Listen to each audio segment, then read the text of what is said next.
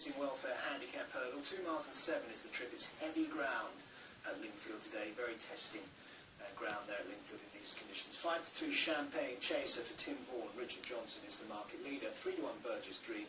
9-2 Lac Sacre. 9-2 also American Life. 8 Alley Vic. 12 The Mumper. And Cotswold Road on 20-1 is the outsider of the party. Can be a bit wayward, but we heard from Joe Tizard that he'll be down there at the start and try and make sure he jumps off today. Let's see what Luke's been up to.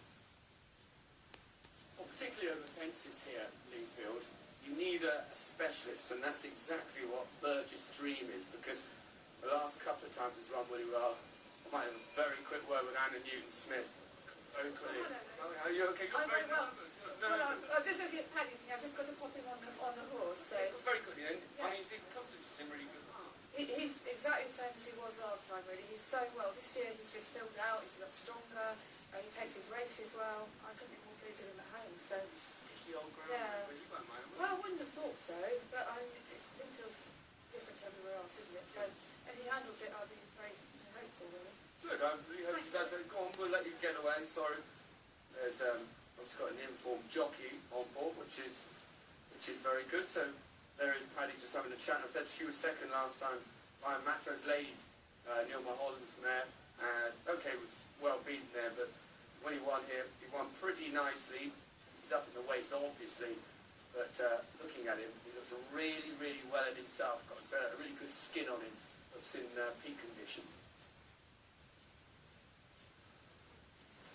So that was Luke having a look at them a few moments ago. Burgess Dream with the Lingfield form on the far side in the yellow cap as they join the party all together down at the start. We've got joint favourites now as well. Champagne Chaser and Burgess Dream, 11-4 each of 2. 9-2 Lac Sacre, 9-2 American Life. 8-1 Alley Vic, 12 The Mumper, and 20-1 Cotswold Road is the outsider of the party. A nice little prize this.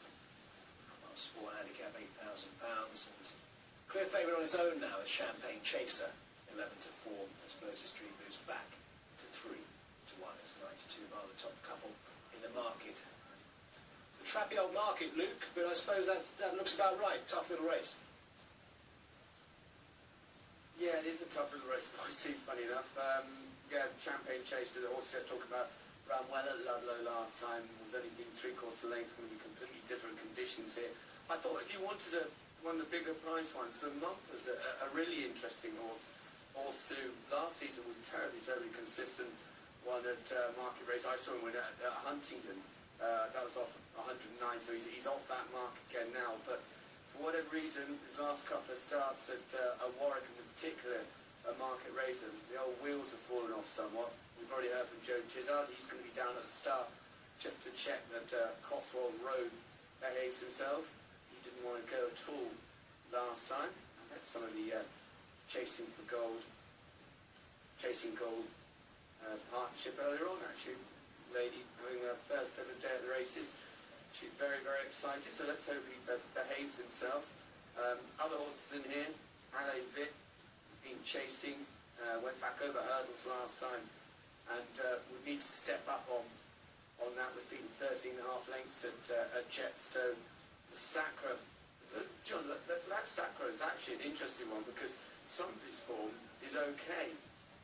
He ran a decent race at Taunton one day, but then he does get a little bit disappointing as well. So, yeah, as you say, difficult race. Burgess Dream is the one where my pin is falling as they start to come into line. Let's go up and join end zone.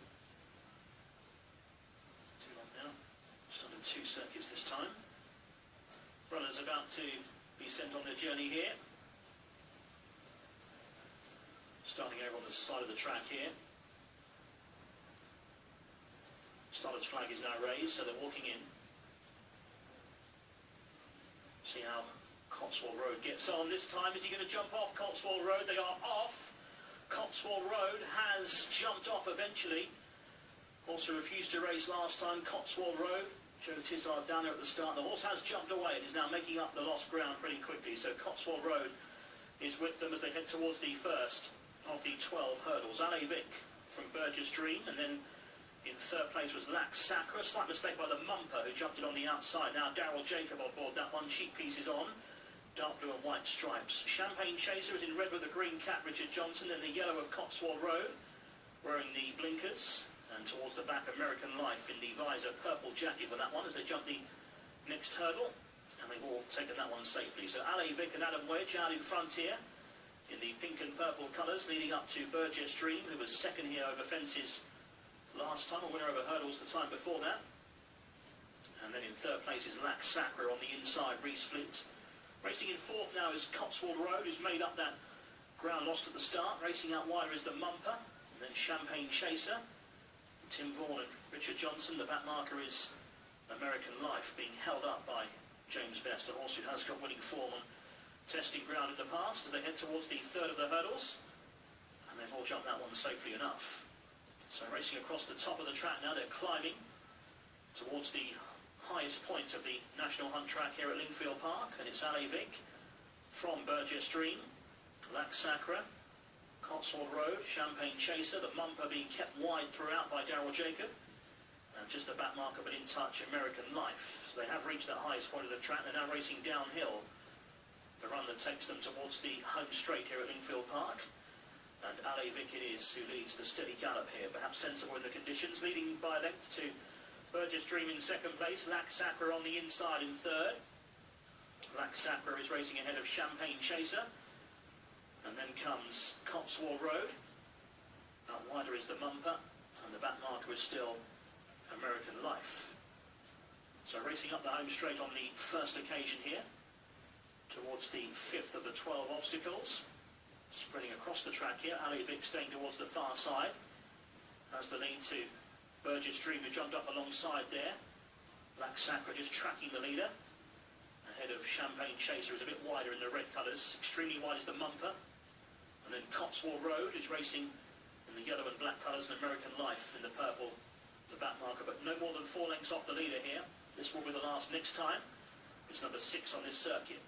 And Ale Vic landed just ahead of Burgess Dream and Paddy Brennan, racing in second, the yellow cap. A length and a half back to Lax Sacra in third. Out wider is Champagne Chaser.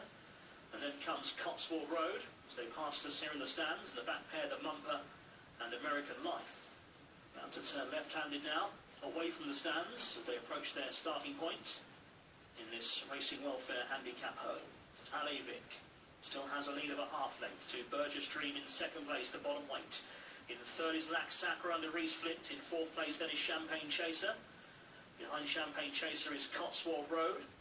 And the back two still the Mumper and Daryl Jacob, who rode our first winner. And American Life and James Best is still at the tail of the field here. Past their starting point now.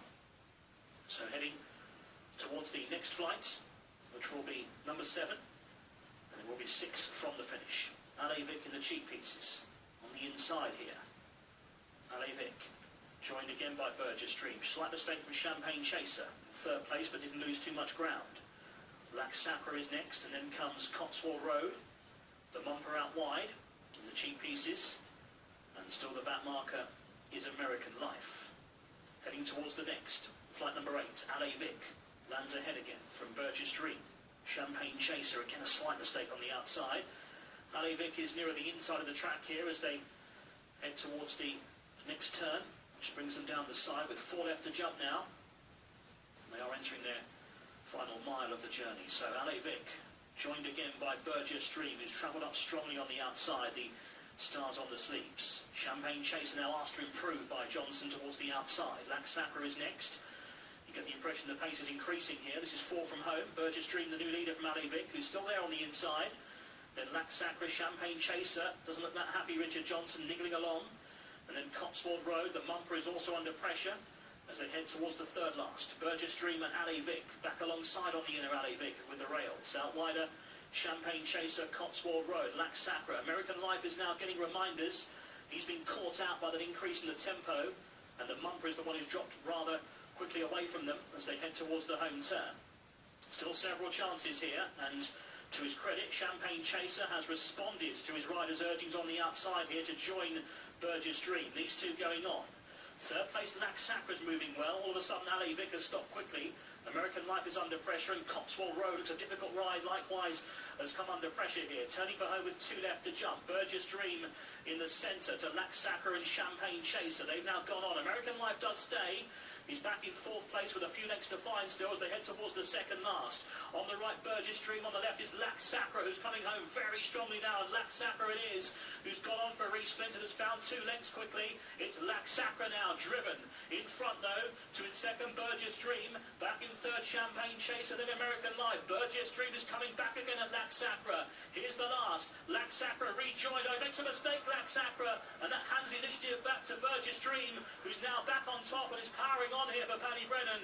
So Burgess Dream it is, who's now well clear on the run for home, and it's back to winning ways here for Anna Newton-Smith and Paddy Brennan. Burgess Dream wins. American Life stayed on for second. Lac Sacre was undone by that final flight blunder, has finished back in 3rd.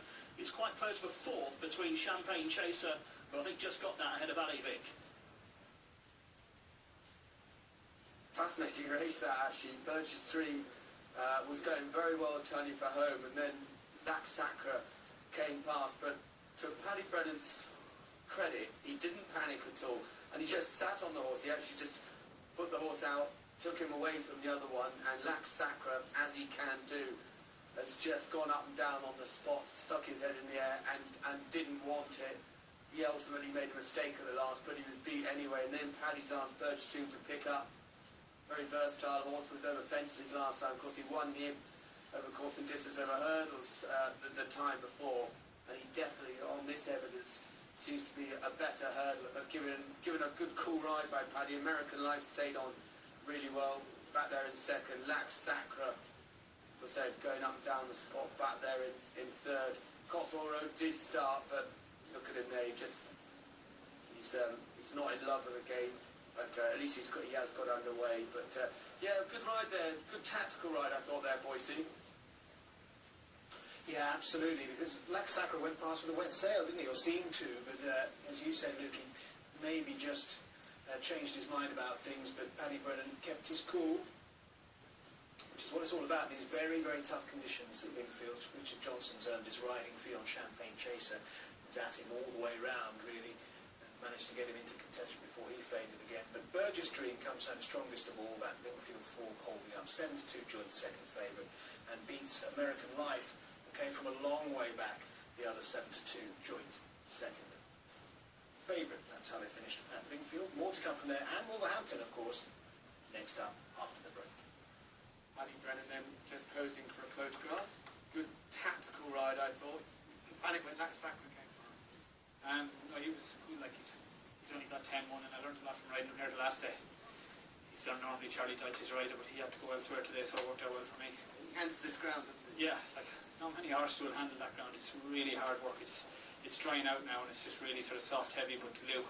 Just very quickly reflect on Saturday. What a legend Cucumber is. Yeah, like he takes us all by surprise. Me and Colin Tizard and Gene Bishop. I've got associated with him just over a year ago, and he's won me 5 Grade 1s, and I'm lucky not to win 6. That doesn't happen in your career, and he really gets to people's imagination now, and the reception at Ascot was as good as any I've ever been involved in. I don't think I've ever seen him jump better than that. Yeah, it was nice. I think it's just everything was forward at Ascot.